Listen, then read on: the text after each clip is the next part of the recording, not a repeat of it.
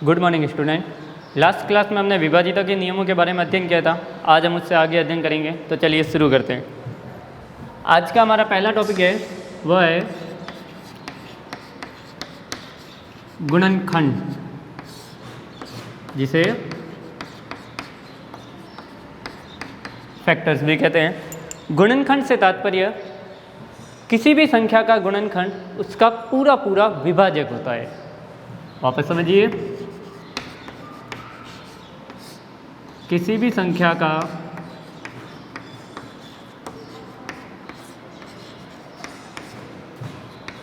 गुणनखंड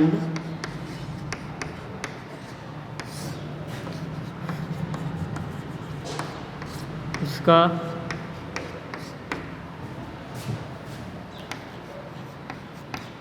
पूरा पूरा विभाजक होता है।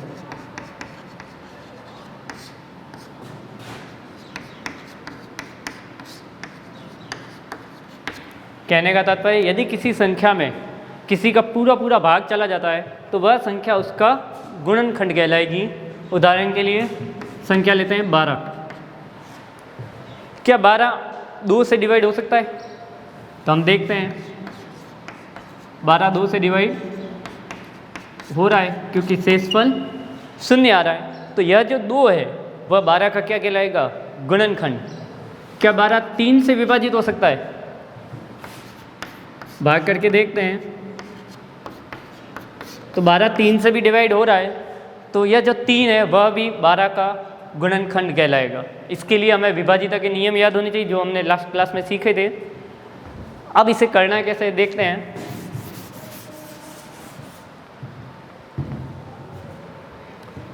जैसे उदाहरण के लिए 12 ही लेते हैं, तो देखिए 12 1 से तो डिवाइड होगा, क्योंकि 1 प्रत्येक संख्या का डिवाइड है। 1 में प्रत्येक संख्या का पूरा पूरा भाग जाता है। अब 12 2 से डिवाइड है या नहीं? तो पीछे 2 है, 2 का विभाजित का नियम, इकाई अंक 0 2 4 6 8 या में से कोई एक होना चाहिए, तो 2 से भी है। क्या 12 3 से विभाजित हो सकता है? तो हम देखते हैं 12 3 से भी विभाजित है। 4 से, 5 से, तो हम देखते हैं इकाई अंक क्या है? 2, जबकि 5 की विभाजित का इकाई अंक या तो 0 होना चाहिए अथवा 5, तो यह संख्या 5 से विभाजित नहीं हो सकती। 6 से विभाजित हो सकती है, 7 8 9 10 11 और लास्ट में 12 खुद। तो ये जो संख्याएं आई, ये सारी संख्याएं 12 के क्या कहलाएंगे? गुणनखंड। एक और उदाहरण लेते हैं, मान लेते हैं 8। अब 8 वही 1 तो सबका विभाजक होता है, इसके अलावा 2 का भी विभाजक। 8 3 से विभाजित नहीं है, तो यहाँ 3 नहीं आएगा।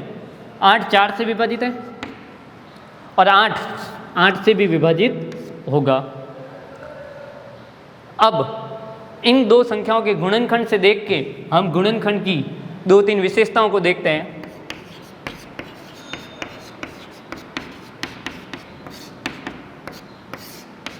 गुणनखंड की विशेषताएं। पहली विशेषता, एक प्रत्येक संख्या का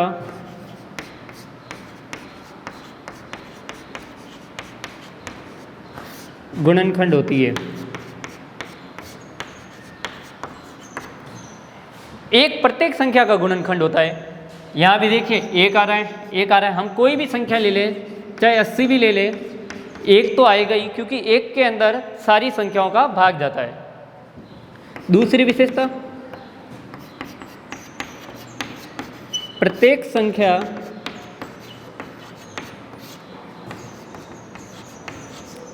स्वयं अपना गुणनखंड होती है। दूसरी विशेषता क्या कहती है? कि प्रत्येक संख्या स्वयं अपना गुणनखंड होती है। कहने का मतलब, यदि 12 है तो 12 स्वयं का तो गुणनखंड होगा ही। 8 की बात करें तो 8 भी स्वयं का तो गुणनखंड होगा ही होगा। यहाँ हम 80 का बात करें तो आगे जाएंगे तो 80 भी स्वयं की विभाजित होगी। और लास्ट तीसरी विशेषता है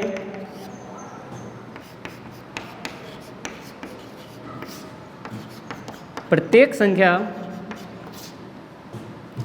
का गुणनखंड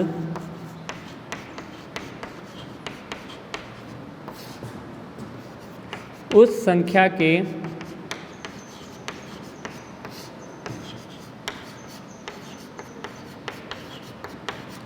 बराबर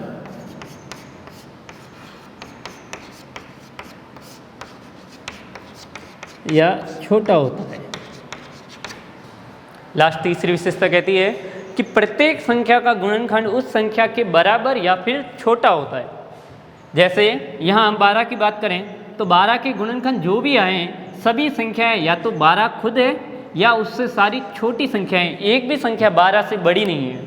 इसी तरह 8 की बात करें तो यहाँ भी कोई भी संख्या 8 से बड़ी नहीं होगी।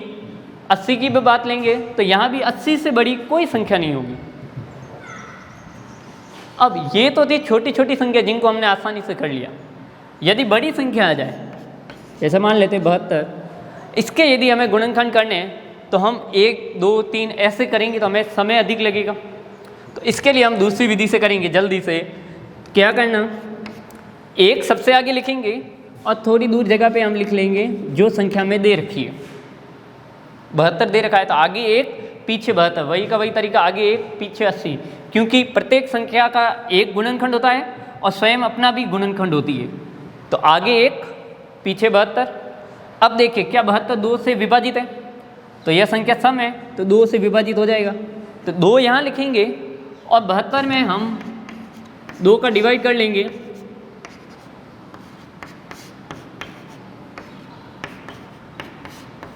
तो हमें जो आंसर मिला 36 वह इसके आगे लिखेंगे। कहने का मतलब एक संख्या आगे चलेगी, एक संख्या पीछे चलेगी। इसे हम इस तरह से भी देख सकते हैं कि 2 को किससे गुणा करें 72 बन जाए। तो 2 को यदि हम 36 से गुणा करेंगे तो 72 बन जाएंगे। तो 2 आगे 72 पीछे। अब बात करें 3 की तो अंकों को जोड़ते हैं, 7 और 2 9, तो 9 3 से विभाजित है तो 72 में 3 का भी भाग जाएगा। तो इसमें भी हम 3 का भाग देंगे।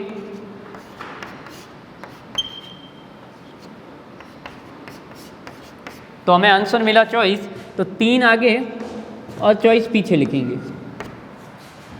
72 4 से भी विभाजित होगा, 4 आगे और 18 पीछे लिखेंगे।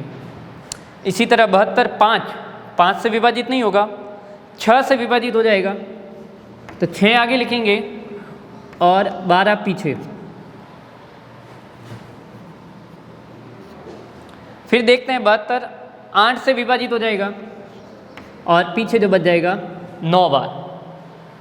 अब 72 9 से भी विभाजित है, लेकिन 9 हम पहले ही लिख चुके हैं तो हमारा सवाल यहीं समाप्त हो जाएगा और ये सारी संख्याएं 72 के गुणनखंड कहलाएंगे। वापस देख लेते हैं। देखिए कैसे किया, 1 आगे लिखना है और 72 पीछे। अब 2 लिखेंगे, 2 का भाग 72 में कितनी बार 36 बार, तो उसको पीछे की तरफ लिखेंगे। इसी तरह 3 का भाग 72 में कितनी बार जा रहा है 24, तो वह पीछे की तरफ लिख लेंगे। अब 72 4 से भी विभाजित है तो 4 आगे लिखेंगे और 72 में 4 का भाग कितनी बार जाता है,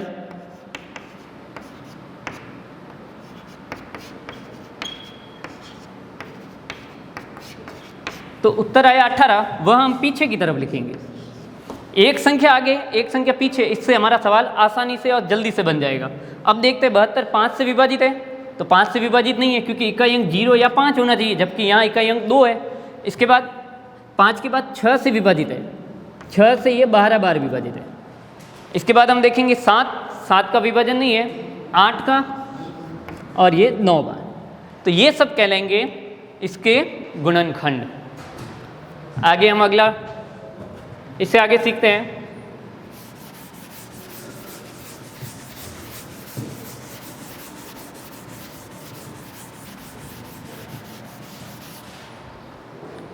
हमारा दूसरा टॉपिक इसी के अंदर है, वह है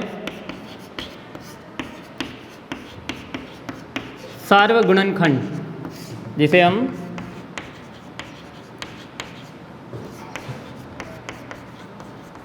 कॉमन फैक्टर्स कहते हैं। सार्वगुणनखंड का अर्थ होता है गुणनखंडों के समूह में ऐसी संख्याएं जो दोनों गुणनखंडों के समूह में उभयनिष्ठ हो, अर्थात जो दोनों में आती है। तो सार्वक गुणनखंड की परिभाषा हो गई,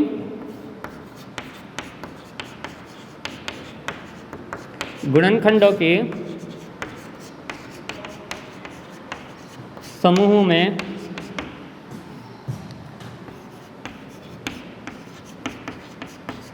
उभयनिष्ठ।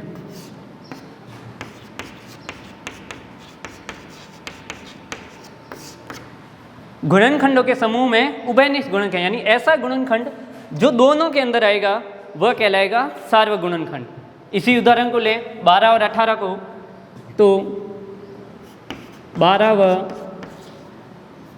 8 के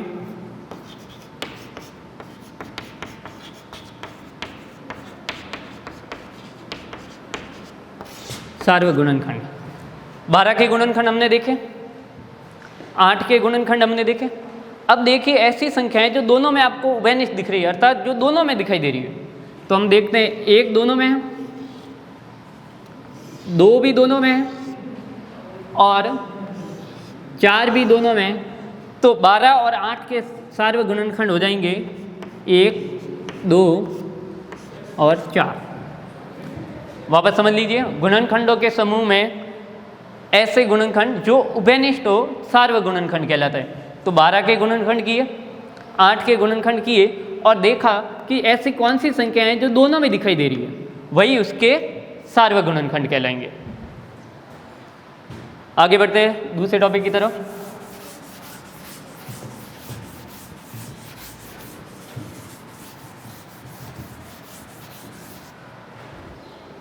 दूसरा टॉपिक है गुणज।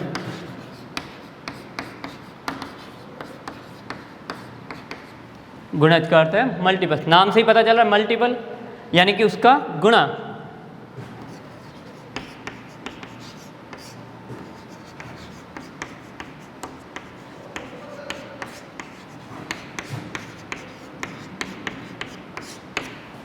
गुणज से तात्पर्य किसी भी संख्या का गुणन करना, यानी दी गई संख्या का पहाड़ा भी हम बात कर सकते हैं। जैसे मानते हैं कि 4 के 5 गुणनखंड गुणज लिखिए। 4 के 5 गुणज लिखना है तो बहुत ही आसान है, जो संख्या दे रखी है हमें उसका पहाड़ा लिखना है।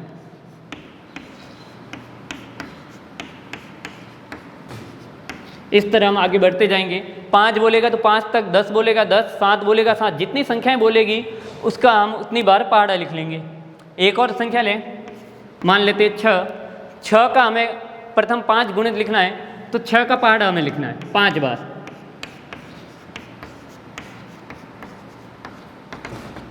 और आगे चलता जाएगा। तो जिस तरह हमने गुणनखंड की विशेषताएं देखी, गुणज की भी कुछ विशेषताएं देखते हैं। इसकी विशेषता क्या है? तो गुणज की पहली विशेषता है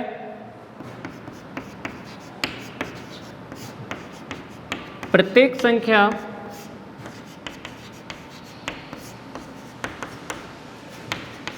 स्वयं अपना गुणज होती है। पहली विशेषता है कि प्रत्येक संख्या स्वयं अपना गुणज होती है। तो हम बात करें, जैसे 4 लिखा है तो 4 भी स्वयं का गुणज है, 6 है तो 6 भी स्वयं का गुणज है। और दूसरी इसकी विशेषता है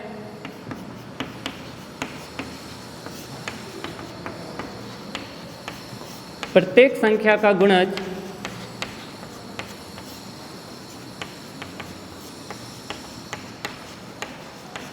उस संख्या के बराबर या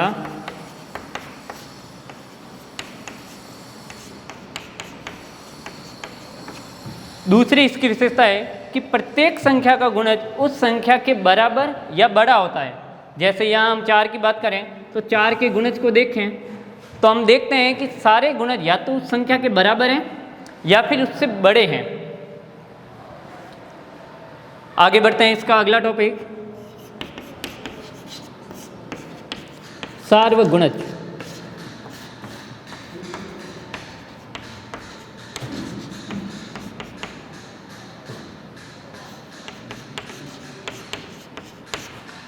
कॉमन मल्टीपल्स। जिस तरह सार्वक गुणनखंड है उसी तरह भी सार्वक गुणज है। सार्वक गुणज का अर्थ वे संख्याएं जो दोनों का कॉमन गुणज हो, उभयनिष्ठ गुणज हो, वही सार्वगुणज कहलाते हैं। जैसे हम बात करें 4 और 6 के 3 सार्वगुणज की बात करें, तो पहले हम 4 का पहाड़ा लिखेंगे।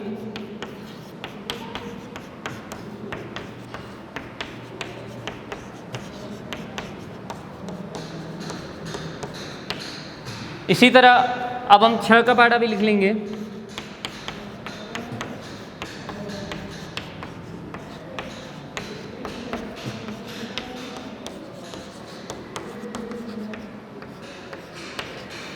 और अब हम बात करेंगे सार्वगुणज। तो देखिए सवाल ने में कहा है कि 4 और 6 के प्रथम 3 सार्वगुणज लिखने हैं, तो हमें 3 देखने की जरूरत नहीं है, हमें पहली संख्या देखनी है जो दोनों में उभयनिष्ठ हो और सबसे छोटी हो, सिर्फ एक संख्या को देखना है। तो देखते हैं 4 यहाँ है, यहाँ नहीं है, 8 यहाँ है, यहाँ नहीं है, 12 यहाँ है लेकिन 12 यहाँ भी है। तो सबसे छोटी संख्या क्या मिली जो दोनों में कॉमन है, उभयनिष्ठ है, 12 मिल गई। अब एक संख्या मिल गई तो हमें बाकी वाली संख्या अपने आप मिल जाएगी। हमें क्या करना है, जो संख्या मिली है उसी का ही पहाड़ा लिखना है। तो 12 का पहाड़ा लिख लीजिए। 12, 12 एकम 12, 12 दूनी 24 और 12 तिया 36। तो अगली जो संख्या होगी वो यही होगी। हम देख भी सकते हैं 16 यहाँ है, यहाँ नहीं, 20 यहाँ है, यहाँ नहीं, 24 यहाँ है, 24 यहाँ भी है, तो दूसरी संख्या 24 और हमारी भी दूसरी संख्या 24 ही थी। 28 यहाँ है, यहाँ नहीं है, 32 यहाँ है, यहाँ भी नहीं है, 36 यहाँ है, तो 36 यहाँ भी है। कहने का मतलब हमें सिर्फ एक संख्या देखनी है, उसके बाद उसी का ही पहाड़ा लिख लेना है, तो हमें अगली सारी संख्याएं हमें मिल जाएगी। आगे बढ़ते हैं अगले टॉपिक की तरफ।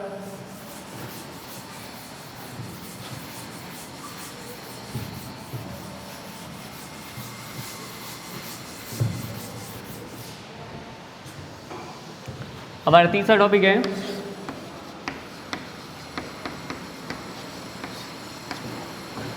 अभाज्य संख्याएं।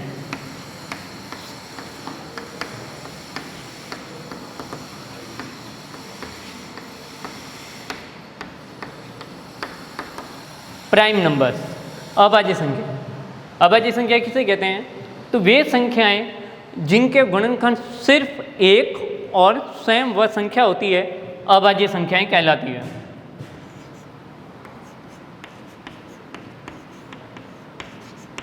वे संख्याएं जो केवल एक और स्वयं से विभाजित होती हो।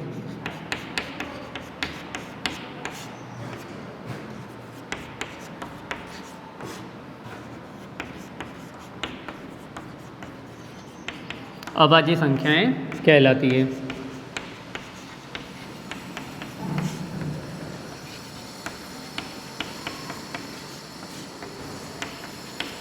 वापस देखिए, अभाज्य संख्याएं वे संख्याएं जो केवल एक और स्वयं की संख्या से ही विभाजित होती है।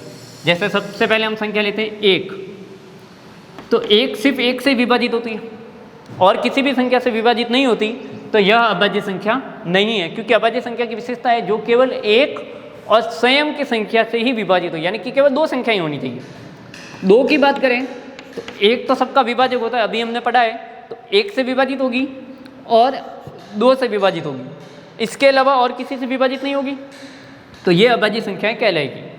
3 की बात करें तो 3 1 से विभाजित है, 3 से विभाजित है और किसी से विभाजित नहीं है, तो यह भी अभाज्य संख्या कहलाएगी।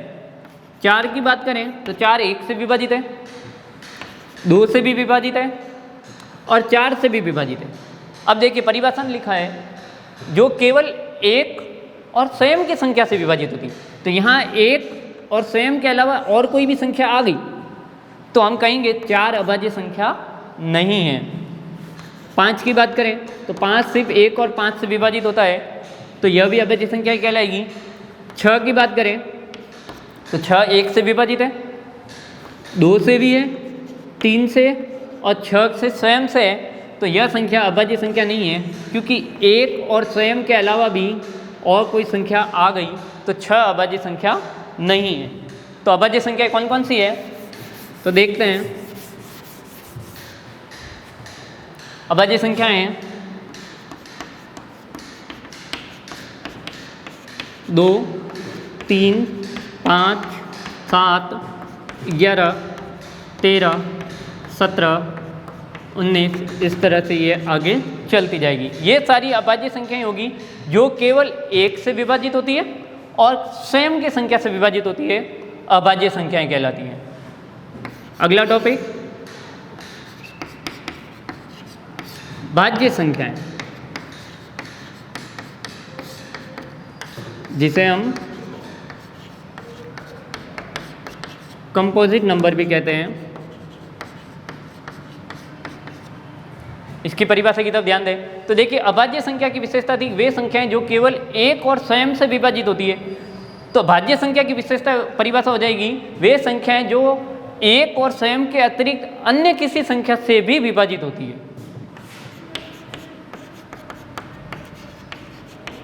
वे संख्याएं जो एक और स्वयं के अतिरिक्त अन्य किसी संख्या से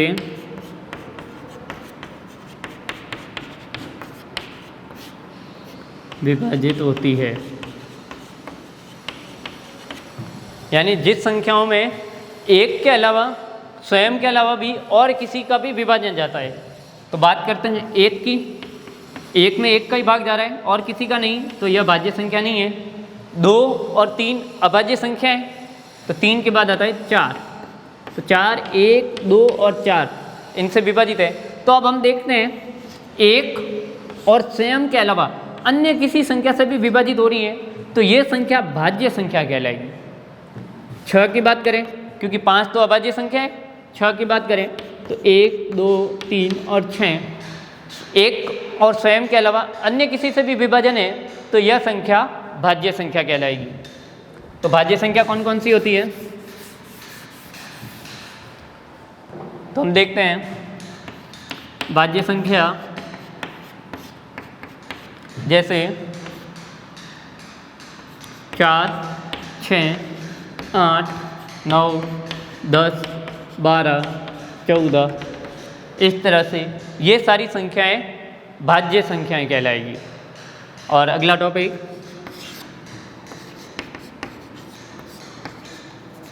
सह अभाज्य संख्याएं।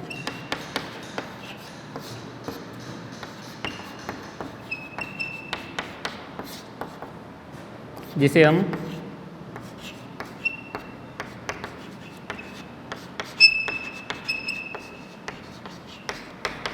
को प्राइम नंबर सह अभाज्य संख्याएं, तो वे संख्याएं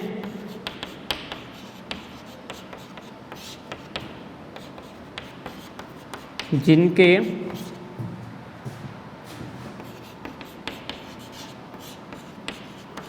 सार्वगुणनखंड एक हो। यानी ऐसी संख्याएं यदि हम उसके कॉमन फैक्टर सार्वगुणनखंड निकालेंगे तो सार्वगुणन सिर्फ एक आएगा, एक के अलावा और कोई भी संख्या नहीं आएगी। जैसे हम बात करें 5 और 7, तो 5 के गुणनखंड 1 और 5 ही होता है और 7 का भी गुणनखंड 1 और 7 होता है। तो अब देखिए इसके सार्वगुणनखंड क्या होंगे,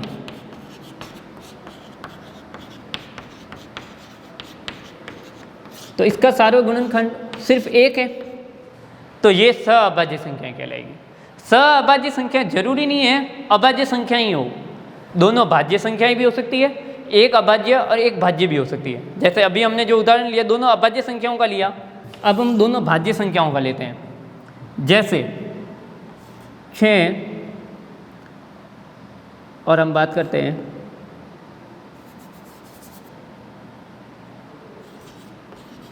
जैसे उदाहरण लेते हैं 8 और 9, ये दोनों भाज्य संख्याएं। तो 8 के गुणनखंड और 9 के गुणनखंड ये भाज्य संख्याएं, क्योंकि एक और स्वयं के अलावा अन्य किसी का भी भाग जा रहा है तो भाज्य संख्याएं होगी। अब देखिए इसके सारे गुणनखंड,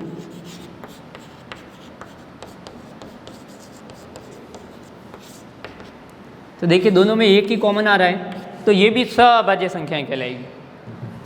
और यदि हम बात करें एक भाज्य और एक अभाज्य की, जैसे 10 और 17, यह भाज्य संख्या है 1, 2, 5 और 10, और यह अभाज्य संख्या है 1 और 17।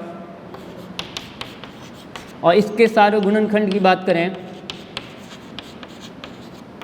तो इसमें भी हम देखते हैं केवल एक ही संख्या है जो दोनों में दिखाई दे रही है और वह 1 है, तो ये भी सअभाज्य संख्याएं कहलाएगी। लास्ट बार वापस देख लेते हैं, सअभाज्य संख्याएं वे संख्याएं जिनके सारे गुणनखंड सिर्फ 1 हो, 1 के अलावा कोई नहीं हो, सअभाज्य संख्याएं कहलाएगी।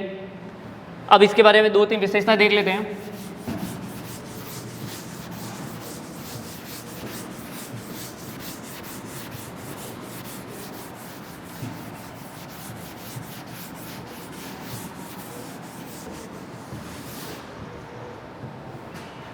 पहली विशेषता,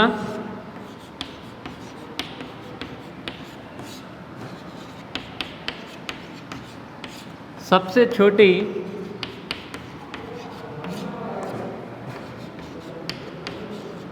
अभाज्य संख्या 2 होती है।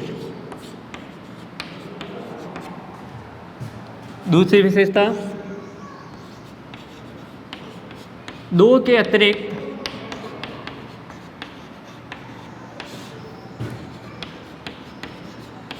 अन्य सभी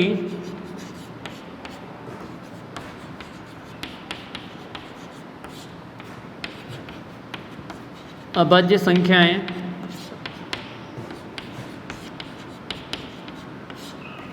विषम होती है। क्या है दूसरी विशेषता है कि 2 के अतिरिक्त अन्य सभी अभाज्य संख्या विषम होती है। अभी हमने अभाज्य संख्या लिखी थी,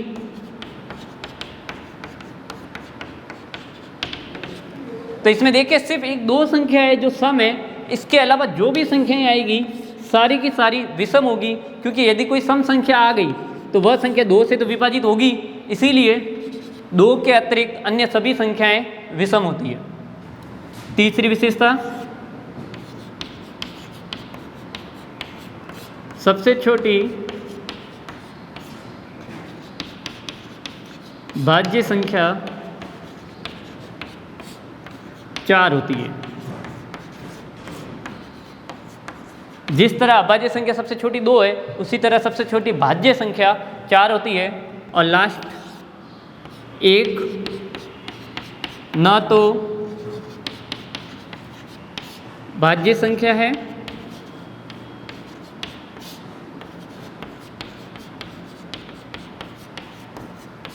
और न ही